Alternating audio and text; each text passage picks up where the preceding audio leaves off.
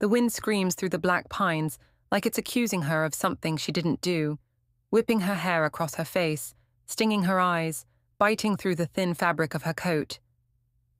Snow falls in thick, angry sheets, and every step Lyra, or Erin, whichever name fits the fire in her veins, sinks into it, her boots slipping, scraping against ice that cracks beneath her weight. Her side aches, warm blood mixing with the cold of the storm, seeping through her jacket, and painting the snow like a warning. Her lungs burn with each ragged breath. Her heart is a hammer in her chest, pounding louder than the howl of the wind or the distant echo of predators moving behind her. Silver flame flickers just beneath her skin, pulsing in erratic, frightened bursts. It lights the path ahead in ghostly flashes, illuminating broken trees and snow-laden branches.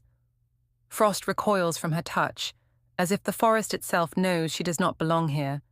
Not entirely. Not yet. Now shadows stretch in impossible directions, twisting and trembling as if they're alive, warning her that the forest is awake.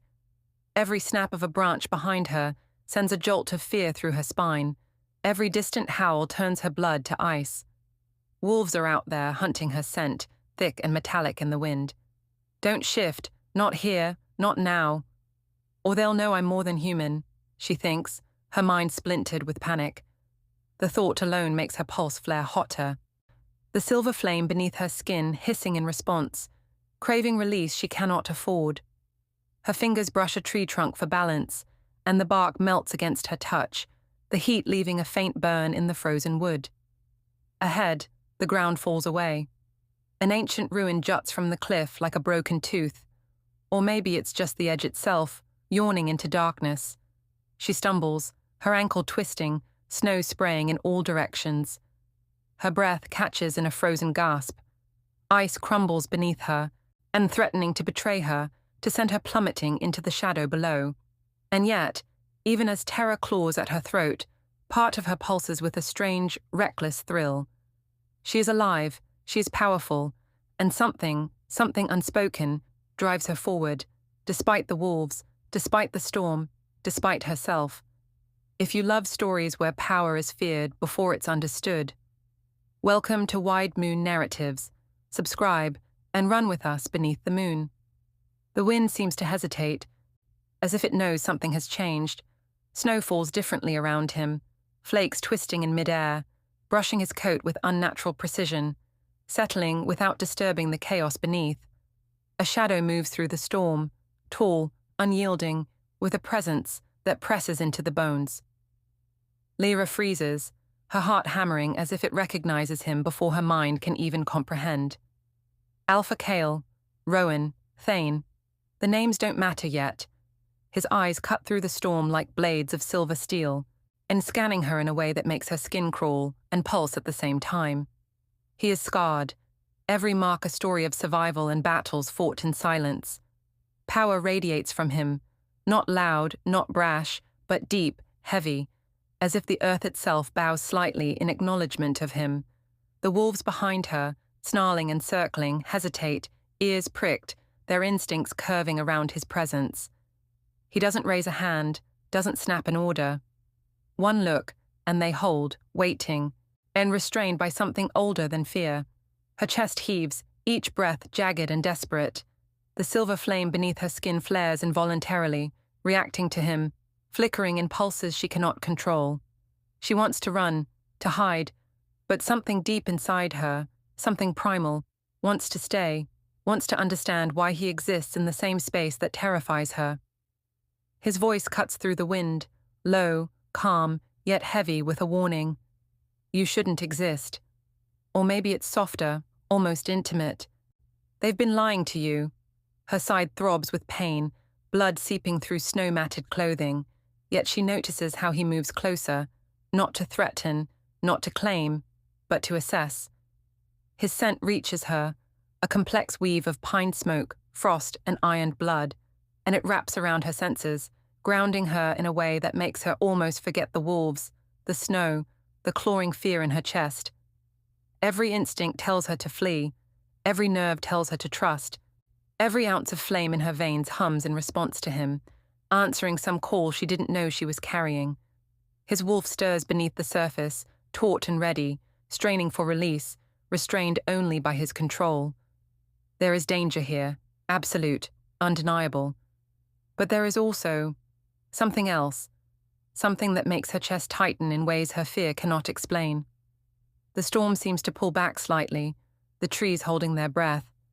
The air between them is electric, uncharged with unspoken truths, forbidden attraction, and the silent weight of two souls recognizing power in the other. He doesn't touch her, but the pull of him presses against her very bones. He is both a warning and a lifeline, a predator and a protector. And as she glares at him, trying to measure whether she should run or sink into this storm of magnetic danger, she knows, with a terror she cannot name, that nothing will ever be the same again. The cave is narrow, and smelling of damp stone and cold earth, but it is refuge. Lyra hunches against the wall, the bite of snow and wind still clinging to her clothes, every muscle trembling. Kael kneels before her, hands steady as he presses rough cloth against the wound along her side, his touch careful, deliberate. Not a word of judgment, not a flicker of fear, just focus, just presence. The warmth of his hand seeps through her frozen skin, and for the first time in hours, she can breathe without panic clawing at her lungs. Her mind drifts unwillingly.